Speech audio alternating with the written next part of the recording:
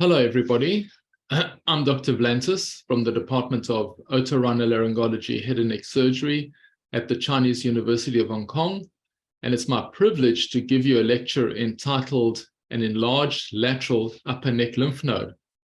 Or I could actually have called this lecture, Cancer Often Presents as a Neck Lump in an Adult. Now, if you see this picture here, there's 4 rivers that drain into the sea. And red yachts or red boats are built in 4 factories only at the head or the source of these 4 rivers. So if you find, or if you see that there's a red boat or a red yacht on the sea or on the lake, and I ask you a question, where did this red yacht come from? Well, it can only have come from one of 4 places, and that would be one of the 4 factories at the source of the 4 tributaries of this river. It could not have come from anywhere else. We'll come back to that at the end of the lecture. That's an analogy. I'm beginning now by asking you, what do these patients have in common? And you can see that they obviously have a neck lump. If I asked you, what is the management of this man? He's 49 years old, and he presents with an upper lateral neck lump. What is the management of this patient? Well, at the moment, probably you don't have enough knowledge to answer this question. So we're going to get some background knowledge, and we're going to come back a bit later in the lecture and answer this question. The first thing that we have to do is name the air-containing cavities of the head and neck, because ENT really deals with the diseases, structures, function, pathology of the air-containing cavities in the head and neck. So these are the main 7 cavities. We have the paranasal sinuses, the maxillary, sphenoid, ethmoid, and frontal. We then have the nasal cavity, oral cavity, and the larynx. And then behind those last 3 cavities, we have a common cavity, the pharynx, that is subdivided into 3 sections. The nasopharynx is that section behind the nasal cavity, the oropharynx is that section behind the oral cavity, and the hypopharynx, or sometimes called the laryngopharynx, is that section of the pharynx behind or posterior to the larynx. If I had to ask you, what are these cavities lined by? Well, they're all lined by epithelium.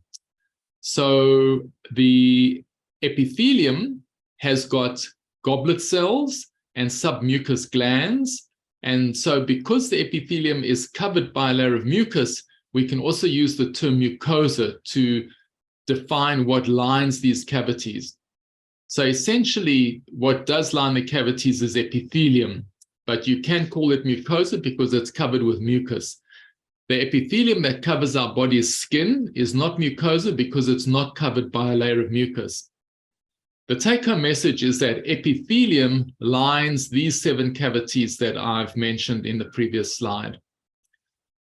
Now, normal tissue can become cancerous. And so, for example, cancer of fat, we call liposarcoma. Cancer of bone, we call osteosarcoma. And if I had to ask you, what is cancer of epithelium called? Well, the answer is carcinoma. So that means to you that when you see this word carcinoma, it means that some epithelium in the body has become malignant or cancerous. And so, of course, if any of the lining of these 7 cavities, the sinuses, nasopharynx, oropharynx, hypopharynx, oral cavity, nasal cavity, and larynx become malignant, then the malignancy will be carcinoma. Now, epithelium doesn't just become carcinoma in an instant, but actually progresses to becoming carcinoma. So this is under the light microscope. We can see you get normal epithelium. Then you get hyperplasia of the epithelium. You get more cells than normal, although they still look normal. There's just many more of them. Then the cells start to look abnormal, dysplasia, but not yet malignant. And then we get malignancy that has not gone through the basement membrane yet, carcinoma in situ, and finally carcinoma where the malignancy has invaded through the basement membrane into the underlying tissue. So a definition of hyperplasia would be an increase in the size of a tissue or organ due to an increase in the number of cells. And because cells are now dividing, you can get an increase in the abnormal DNA occurring because of cell division. Hypertrophy, on the other hand, is an increase in the size of a tissue organ due to an increase in the size of the cells. So no cell division is occurring. So this doesn't lead to cancer necessarily. So if you do weightlifting, your muscles become bigger, that's hypertrophy. Or if you eat too much food and you become fat, that's hypertrophy. You don't have more muscle cells and you don't have more adipose cells. And then metaplasia is a change from one type of epithelium to another type of epithelium. So this is not a pre-malignant condition in the head and neck. There are many different types of epithelium. For example, a squamous epithelium or a pseudostratified ciliated columnar epithelium, and so on. Now, carcinogenesis, what does that word mean? It means the process by which normal, healthy cells transform into cancer cells. And so I could ask you, what causes head and neck cancer? What causes normal epithelium to become malignant? Well, these are very well-known causes. So, of course, alcohol causes the mucosa or the epithelium of your mouth and pharynx to become malignant. Tobacco does, in any form, whether you smoke it or chew it or snuff. Tobacco causes epithelium to become malignant. Viruses do. If the epithelium gets infected by some viruses, those viruses can cause the epithelium to become malignant. And the most well-known ones, of course, are HPV or human papillomaviruses, numbers 16 and 18. If those viruses infect your epithelium, they can cause the epithelium to become malignant. And they would be responsible mainly for oropharyngeal carcinoma. Then EBV, Epstein-Barr virus, if this infects the epithelium of your nasopharynx, it can cause epithelium in the nasopharynx to become malignant, nasopharyngeal carcinoma. Radiation can cause the epithelium to become malignant, whether it's background radiation, which is all around us, a diagnostic radiation where we expose patients to diagnostic radiation, doing a CT scan, plain X-ray, and so on. And then therapeutic radiation can cause epithelium to become malignant. So I'm saying to you that radiation causes cancer, but we also use it to treat cancer. And so if you're a radiation oncologist, you will have to tell your patient that you're going to use radiation to try and cure the cancer, but the same radiation may cause a worse cancer in the future, a radiation-induced malignancy or a radiation-induced cancer. And then, of course, an abnormal P53 gene may lead to cancer, and you can inherit this or it can spontaneously become abnormal. So the P53 gene, we also call the tumor suppressor gene. The gene functions to suppress cancer formation, but if it's not working well, then you can end up with cancer. And there are many other causes of cancer that causes epithelium or the mucosa of the mouth and pharynx to become malignant, but these are the main ones. Now, 4 features of carcinoma. So this is a schematic diagram. The red is carcinoma, the blue is air. So 4 features of carcinoma are as follows. 1, you get central necrosis in the middle of the cancer. So if you're a radiologist and you see a lesion with a hypodense center, you can say this mass with a hypodense center might be malignant because one of the features of malignancy is central necrosis. Similarly, with a lymph node, if you see central necrosis in a lymph node on imaging, you could say that that lymph node, excuse me, might be malignant or metastatic because central necrosis is a feature. Another feature of carcinoma is local infiltration. So the carcinoma infiltrates healthy adjacent tissue, which is a big problem for the surgeon because you have to know where do you cut to completely cut out the cancer without removing too much of the normal healthy tissue. Or if you're a radiation, excuse me, oncologist,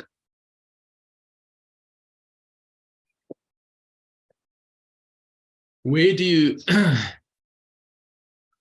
where do you give the radiation to in order to kill the cancer but spare surrounding tissue?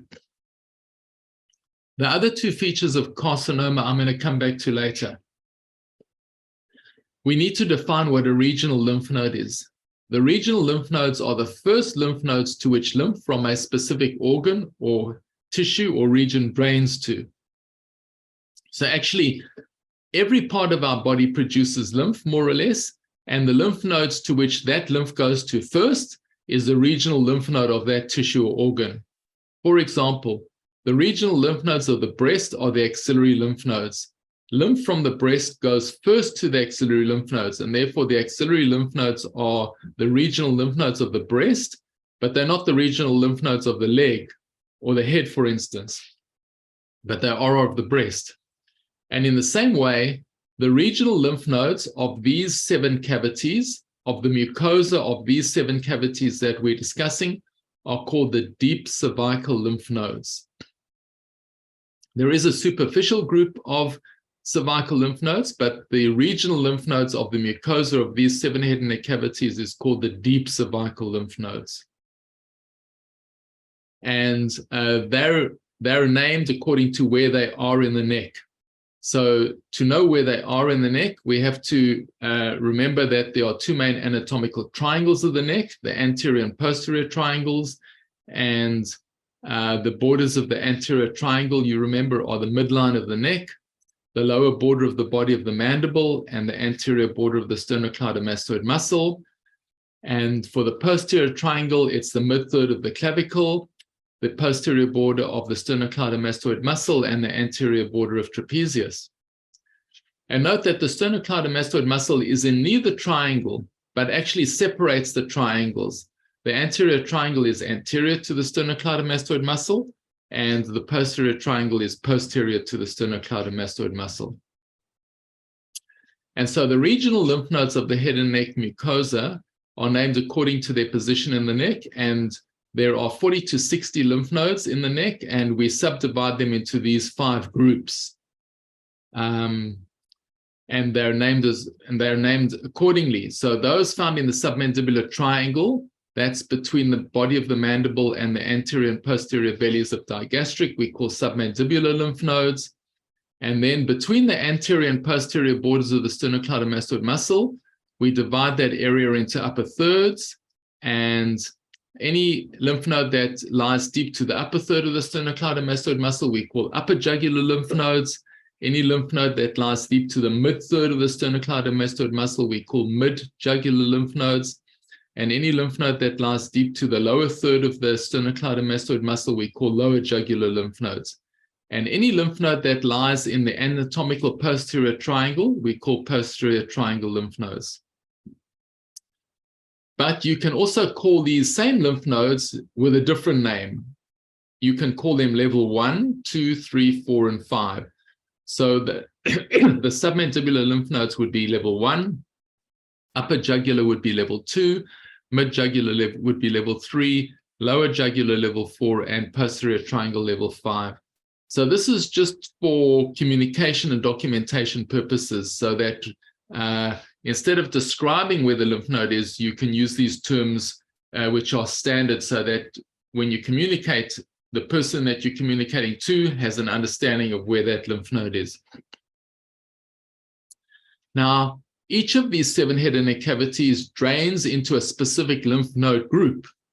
And all the cavities that lie anterior to the plane of the neck, in other words, the nasal sinuses, the nasal cavity, and the oral cavity, they drain into the level 1 lymph nodes, or the submandibular group of lymph nodes, while the whole pharynx, nasopharynx, oropharynx, hypopharynx, and the larynx all drain into level 2 lymph nodes. This is embryologically.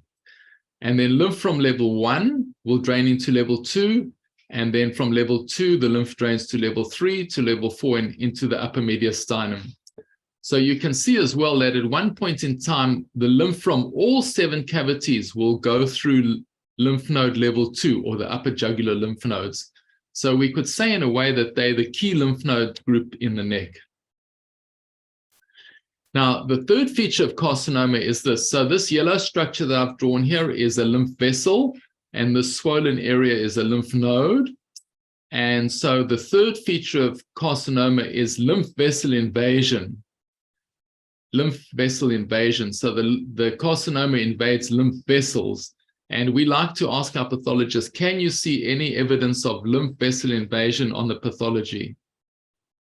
And then the fourth feature is regional lymph node metastases. So in this diagram, this is a regional lymph node because it's the only lymph node drawn. And so lymph from this diagram will drain into this lymph node, and carcinoma cells that infiltrate the lymphatic vessel, then break off and travel down, get trapped in the lymph node, and there they grow. And so the fourth feature of carcinoma is regional lymph node metastases. And so we do like to ask our pathologists, can you see if there's any regional lymph node metastases? And so under the TNM classification, tumor, nodal disease, and distant metastases, you can see that the primary tumor is classified according to the T, and the regional lymph node metastases are classified according to the N.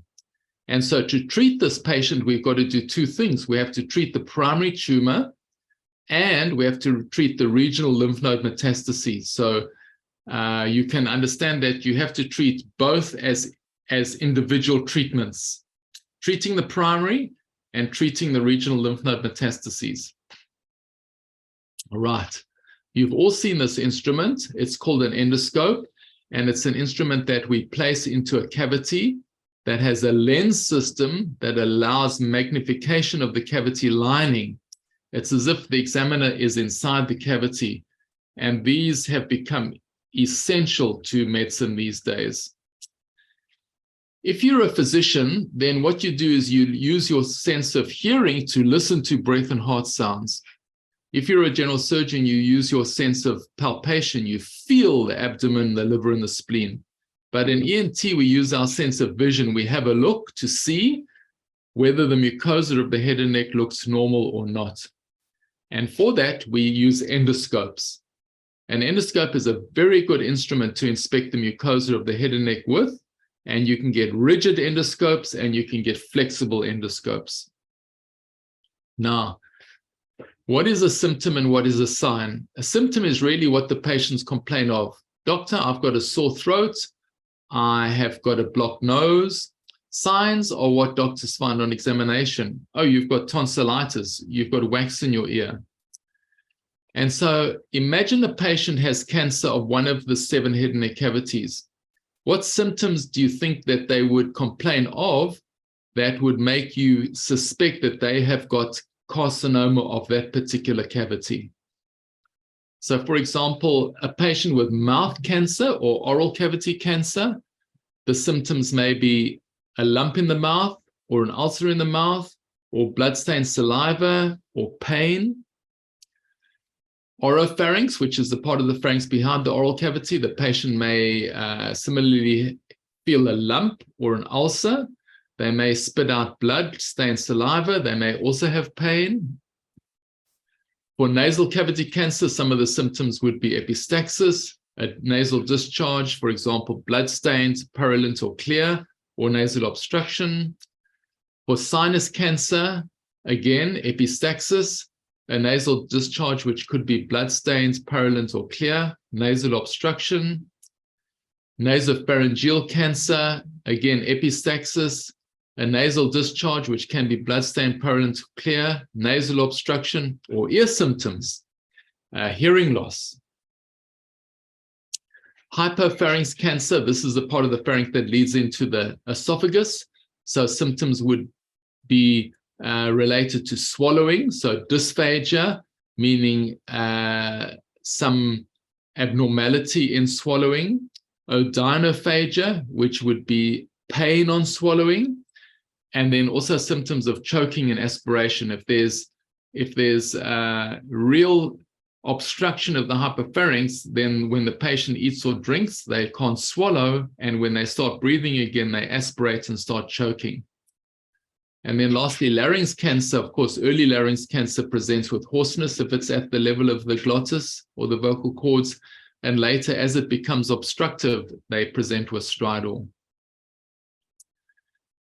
If a female patient developed an enlarged axillary lymph node, what would you do if you worked in the A&E or a GP? Of course, you would want to examine the breast to see if there was a primary tumor in the breast, because you're a clever doctor and you know that the axillary lymph nodes are the regional lymph nodes of the breast, and so you want to examine the breast to see whether there's any primary tumor there. In exactly the same way, if a patient developed an enlarged regional cervical lymph node, in other words, for example, a level 2 lymph node, where would you look for the primary if there was one, if you suspected one? You would inspect the mucosa or the epithelium of all the 7 head and neck cavities of the head and neck to look for a primary carcinoma. You would examine the oral cavity, the oropharynx and the hypopharynx and the larynx, the nasal cavity, and you can use a headlight with some tongue depressors. Of course, these days we would use an endoscope as well. So remember that if a patient develops carcinoma of the mucosa or the epithelium of one of the head and neck cavities, the cancer cells will drain to or metastasize to the regional lymph nodes of the head and neck, which we call the deep cervical lymph nodes. And remember that a neck lump is always abnormal. So here's the slide again. What is the management of a 49-year-old male with an enlarged upper lateral neck lump? Management is always divided into these 4 headings. History, you take a history, you do an examination, you order some special investigations, you reach your diagnosis, and you treat the patient. So let me just refresh your memory and just try to direct your thought processes. So a neck lump, like the one that I've shown you, can either be only one of 2 things. It could either be benign or malignant. And what's it most likely to be? It's most likely to be malignant. If it isn't a malignant neck lump, then it can only be one of 2 things. It can either be a primary malignancy of some tissue there, or a metastatic malignancy. The primary is somewhere else and it has metastasized to that lymph node. And it's most likely to be a metastatic lymph node, a metastatic cancer. The primary is somewhere else. And if it is metastatic tumor, then what is the most likely histology to be? It's most likely to be carcinoma. You can get other malignancies metastasizing to regional lymph nodes, but most of them will be carcinoma. And if the primary of the metastatic carcinoma can be either where, well, it can either be above the clavicle in the head and neck region or below the clavicle in the breast, lung, abdomen, and so on. And where's it most likely to be? Of course, in the head and neck region somewhere. And if you examine the head and neck region looking for the primary, do you think that you'd mostly find it? Always? Mostly never, or never? Well, most cases we do find the primary in 80% of cases. So you can see that if you understand this, the neck lump in an adult male is most likely a malignant metastatic carcinoma from a primary head in the head and neck. And if you examine the patient, you'll find the primary carcinoma. So this is very easy now if you understand that. In a patient with a neck mass, our aim is to find the primary source of the cancer because we're assuming that it's a malignant metastatic lump. So I'm going to show you 2 cases as examples. Here's a patient that presents with a neck lump. So we go through our history, examination, special investigations, and treatment. So we take a history and we ask him all those questions. And he says, oh, actually, I do have a non-healing ulcer on my tongue. And when you examine the patient, indeed, you find a non-healing ulcer on the patient's tongue. So maybe on history and examination, you have already found the primary source of his metastatic carcinoma. So what special investigation should you do at this moment? Well, you should obviously take a biopsy of the ulcer to confirm what you suspect and that it's carcinoma, which is what you do. And once you've diagnosed carcinoma of the tongue, then what are the treatment options? Because you've now got your diagnosis and you're ready to treat. Well, we will come back to that a little bit later, but essentially the 2 treatment options for primary carcinoma in the head and neck are either surgery or radiation therapy. We'll come back to that a bit later. But let's look at another patient. This is either his twin brother who presented also with a neck lump. And so we go through our 4 management steps. We take a history, but this time the history is negative. He's got no symptoms except the neck lump. So we've got no indication as to which cavity contains the carcinoma. Then we do an examination of those cavities and we find all mucosa is normal. No abnormal mucosa is found. So on history and examination, we have not been able to decide which cavity the primary carcinoma is in. And so now we need to do some special investigations. So the first special investigation that we do is we do fine needle aspiration cytology of the neck mass. Why? Because we want to confirm our suspicion that the neck lump is malignant, and secondly, to know what type of malignancy it is. And of course, you need to have a syringe, you need to have a fine needle, and you need to collect the cells either on a slide or in a specimen bottle. Let's say that the result shows carcinoma. What's the second special investigation we need to perform? Well, do we know where the primary carcinoma is yet? No, so we need to do imaging. And we do that to find the primary carcinoma that we know must be present in one of these 7 head and neck cavities, but we have not been able to find it on examination yet. And of course, useful imaging that we use to find the primary carcinomas include a CT scan, computer tomography scan, MRI, magnetic resonance imaging. That's for the local disease. And then we can use a PET CT to look for regional and distant metastases. What is the third special investigation we perform? Well, we want to confirm histologically where and what the primary looks like. And so basically we have to do an examination under anesthesia or pan-endoscopy, pancytopenia, everything, or pandemic endoscopy of all those cavities. And why do we do that? Because our outpatient examination is incomplete because the piriform fossa or the hypopharynx is collapsed and you cannot examine it in an awake patient. And of course, you want to examine any lesion that you have seen on imaging.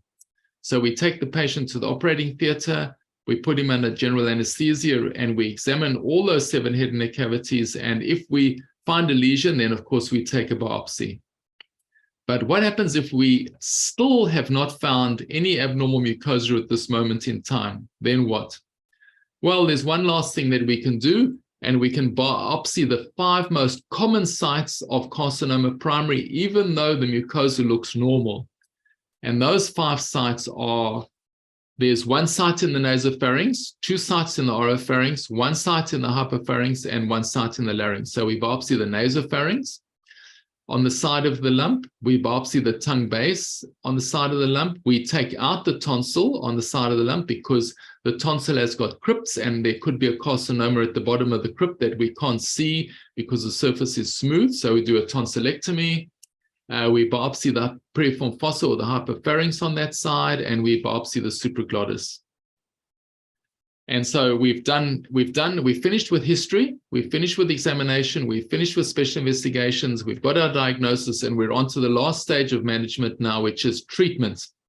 So how do we treat the primary, the T? As I mentioned, you can either do an operation or you can give radiation therapy. And so we do need to decide on which to give. So the advantages of an operation are we remove the whole cancer.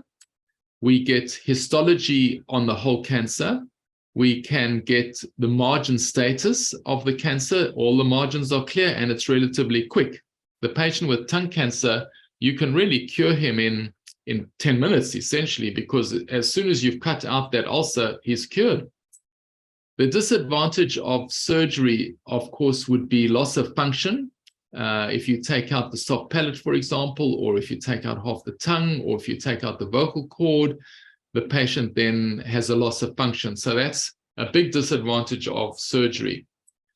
Radiation therapy, the advantage is that you preserve the function. So, for example, especially with the larynx cancer, the radiotherapist can say, I can preserve your ability to speak normally and to breathe normally if I treat you with radiotherapy, but if the surgeon had to treat you with a laryngectomy, you would lose your ability to speak. So, and the same goes for the hypopharynx. So preservation of function is a huge advantage of radiotherapy. And of course, organ preservation, preserving the organ of speech, the larynx, or of swallowing, the hypopharynx. But there are some disadvantages of radiotherapy. All the patients end up having a dry mouth forever because the salivary gland tissue is very sensitive to radiotherapy and it stops working almost forever, even after a low dose of radiation treatments. The relative disadvantage is it takes 6 weeks to give, usually one fraction a day, 5 days a week for 6 weeks, so 30 fractions of radiation treatment. And then, of course, in the future, anywhere between 3 and 25 years, with an average of 9 years, you can get a radiation-induced cancer, which often is incurable. Okay, so that's treatment of the T, the primary. Now, what is the treatment of the regional lymph node metastases, the N? Well, the treatment of regional lymph node metastases is an operation called a radical neck dissection. And a radical neck dissection is an operation that removes the lymphatic tissue, lymph nodes and lymph vessels, because remember I said one of the features of carcinoma, the third feature of carcinoma is lymph vessel invasion, and the fourth feature of carcinoma is regional lymph node metastases. And so in order to cure the patient, you have to remove all the lymphatic tissue, lymph nodes and lymph vessels from levels 1, 2, 3, 4, and 5 of one side of the neck. And because the lymph tissue is wrapped around the internal jugular vein, the internal jugular vein is removed. And because that lies behind the sternocleidomastoid muscle, the sternocleidomastoid muscle is removed. And of course, the cranial nerve that supplies the sternocleidomastoid muscle with motor function is the spinal accessory nerve, so that's removed as well. But let me just say that these days we tend to do what we call selective neck dissections. So a radical neck dissection, as I've said to you, removes lymphatic tissue, lymph nodes and lymph vessels from levels 1, 2, 3, 4, and 5 of one side of the neck. But if we only remove levels 1, 2, and 3, for instance, or 2, 3, and 4, for instance, then that's what we call a selective neck dissection. We're selecting some, but not all of the 5 levels of the lymph nodes and lymph vessels. So nowadays we tend to do a selective neck dissection, or we do a modified radical neck dissection, in which we modify the radical neck dissection by preserving one or more of the IJV, the internal jugular vein, the sternocleidomastoid muscle, or the spinal accessory nerve. So usually we now do, if we are doing a radical neck dissection, we modify it by at least preserving the spinal accessory nerve if we can, at least preserving the internal jugular vein if we can, and at least preserving the sternocleidomastoid muscle if we can. If we preserve all 3, that's called a functional neck dissection. But essentially, you can modify a radical neck dissection by preserving these 3 structures, or you can do a selective neck dissection. Now, ending up, we want to know the survival of our patients. So the Europeans had a cancer staging system and the Americans had a cancer staging system, and now they have combined their cancer staging systems, well, some years ago, but they still publish their own manuals. So the UICC stands for Union for International Cancer Control. That's published by the Europeans. And the AJCC stands for the American Joint Committee on Cancer. That's published by the Americans. And you can see that they're both the 8th edition. So at the moment, we're using the 8th edition to stage our cancers. But to make things a little bit easier, I'm going to go back to the 7th edition for these next couple of slides. So the survival rate of patients we can divide into stage 1 and 2, which would be early stages, and stage 3 and 4, which we would call late stages. So usually patients with stage 1 and 2 head and neck carcinoma, 80% would survive 5 years with treatment, and patients with stage 3 and 4 head and neck squamous cell carcinoma, 40% would survive 5 years with treatment. So if you looked at this table, there are 4 T stages, T1 to T4, and there are 4 N stages, N0, 1, 2, 3. And stage 1 would be T1, N0, a small cancer with no lymph node metastases, T2, a slightly bigger cancer with no lymph node metastases, stage 3, a bigger primary with no lymph node metastases, and a T4 would be a bigger primary with no lymph node metastases. So if I had to ask you, what is this stage here? So a small primary carcinoma with only 1 lymph node metastases, T1N1. Do you think that's stage 1, 2, 3, or 4? Well, it's actually stage 3.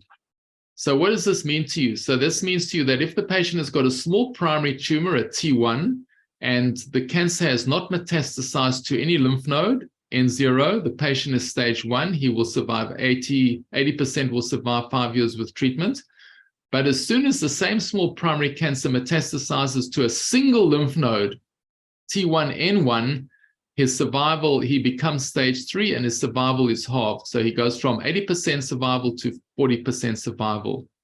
So the point is that whether you survive head and neck cancer doesn't really depend so much on how big the primary cancer is, but whether the cancer metastasizes to a lymph node or not. So remember, if a patient develops carcinoma of the mucosa or the epithelium of one of the head and neck cavities, the cancer cells drain or metastasize to the regional lymph nodes of the head and neck, which are called the deep cervical lymph nodes. So coming back to the beginning now, remember I told you that red yachts are built in 4 factories only at the source of these 4 tributaries that drain into the lake. And if you find a red yacht on the lake, that red yacht can only have come from one of those 4 factories. It can't have come from anywhere else. And in the same way, and that's because the yachts are only built in those 4 factories. And in the same way, if a patient has carcinoma cells in a neck lump or a lymph nodes do not have epithelial cells in them. Lymph nodes do not have carcinoma cells in them because carcinoma is malignant epithelium. So if a lymph node has got epithelium or carcinoma cells in it, those carcinoma cells must have come from one of those 7 head and neck cavities. So the only places that the usual places that those carcinoma cells come from would be either the larynx or hypopharynx, the oral cavity or oropharynx, the nasal cavity or the nasal sinuses, or the nasopharynx. So remember that if a patient develops carcinoma of the mucosa of the epithelium of one of the head and neck cavities, the cancer cells will drain to or metastasize to the regional lymph nodes of the head and neck, which are called the deep cervical lymph nodes. A neck lump is always abnormal. A patient may present to you because of the symptom of a neck lump, or you may find a neck lump on routine examination. So what should you do? Of course, take a history, do an ENT and head and neck examination to exclude a malignancy, look for infections or abnormal mucosa because there would be other causes for lymph nodes to enlarge in the neck. But if you cannot find any abnormality to explain the mass, then you must do a fine needle aspiration cytology of the lump to determine what is causing that lump. So finally, the bottom line is that cancer often presents as a neck lump in an adult. And finally, before I go, I want to just invite you all to attend the Chinese University of Hong Kong ENT Conference 2023, Connecting Greater China and the global ENT community. It's going to be held in Hong Kong at the Chinese University of Hong Kong Medical Center between the 19th to the 21st of May. And the website is at the top. The deadline for abstracts has been extended to the end of this month, to the end of April. And with that, I want to really just thank you very much for listening and for the privilege of being able to give this lecture to you. Thank you.